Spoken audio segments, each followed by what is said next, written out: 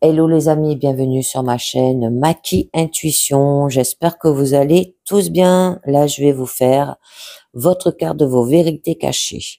Donc, qui va vous parler de vos motivations réelles, des craintes enfuies, des besoins ignorés, désirs refoulés aussi. Êtes-vous prêt à y faire face, à accepter que vos vérités cachées soient mises à jour et à cesser de laisser vos peurs vous contrôler, et cette carte vous accompagne dans la prise de bonnes décisions et de la connaissance de vous-même. Alors là, on a tiré la carte 72, les amis, et on vous parle de l'évasion transcendantale.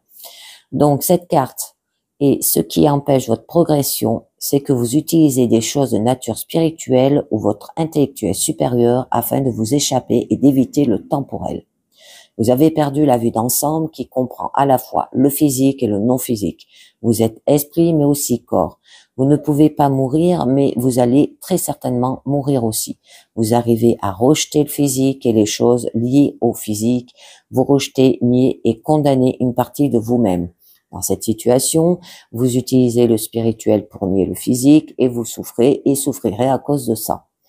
Donc, si vous avez tiré cette carte, vous êtes en résistance face au physique et au temporel ou à l'aspect de ceci. Le monde temporel est un monde purement physique. Il est composé de particules, de corps, de couleurs, de formes, de somas, de santé physique, de l'aspect physique, du sexe, de l'argent, de maisons, de lieux, de choses, de l'aspect physique, de la nourriture, de plantes, de personnes, d'animaux, de biens, etc. C'est le domaine de la matière. Si vous lisez ces mots et que vous sentez que vous les rejetez, vous venez de voir cette résistance. Alors, depuis des millions d'années, la pratique courante chez beaucoup de gens est de prendre distance des parties d'eux-mêmes qui sont inacceptables et de s'identifier aux parties qui le sont. Par exemple, un gourou est une personne qui a décidé de ne s'identifier qu'à une seule partie d'elle-même. Il ou elle se nourrit que cet ego imaginé d'un gourou décide que la partie la plus acceptable de lui-même, son image d'illuminé, est une personne qui n'est jamais en colère, qui pardonne instantanément et qui n'a pas de besoin matériel, qui est dans un état de pur focus positif. À chaque fois que la colère, un besoin matériel ou une pensée négative s'élève en lui, il nie, rejette, censure et condamne la partie qui rejette cette colère.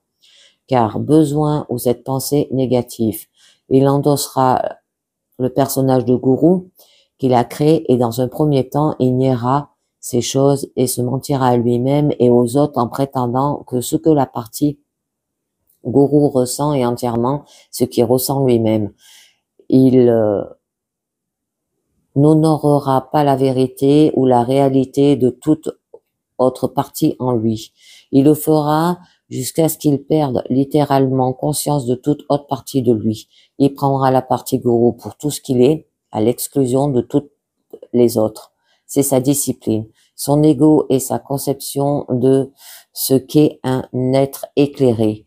Il ne peut rien admettre en lui qui n'est pas cela. C'est l'attachement le plus fort que l'on puisse imaginer. Ce n'est pas un état sain, car ce n'est pas un état d'intégration. Il s'agit d'un état d'identification sélective.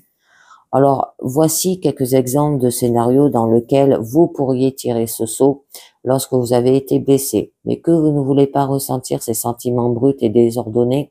Vous pratiquez la mise en distance émotionnelle et reniez votre corps capable de douleur.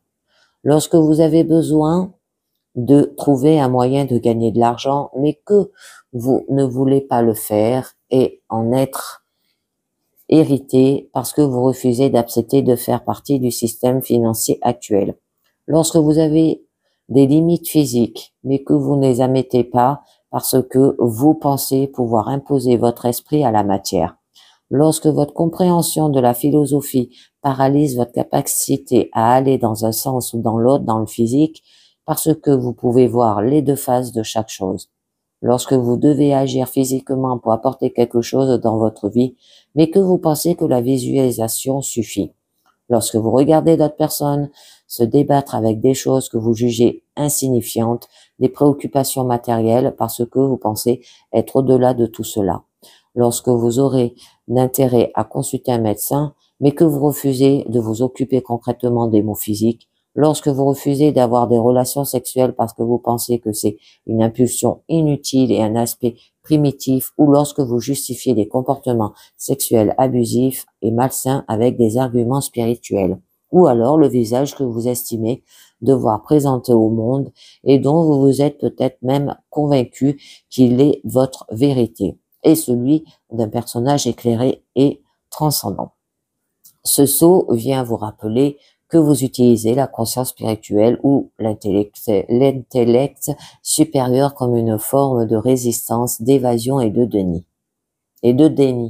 Et il est fort probable que la réponse que vous recherchez pour vous améliorer se situe carrément dans le physique et dans le fait de l'accepter en vous.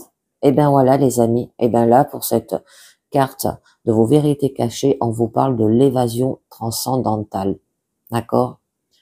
Vous êtes en résistance face au physique, au temporel ou à un aspect de ceci, hein les amis. Et bien voilà, c'est terminé. J'espère que ça vous a parlé. Je vous dis merci de m'avoir écouté et à très bientôt. Ciao, bye bye.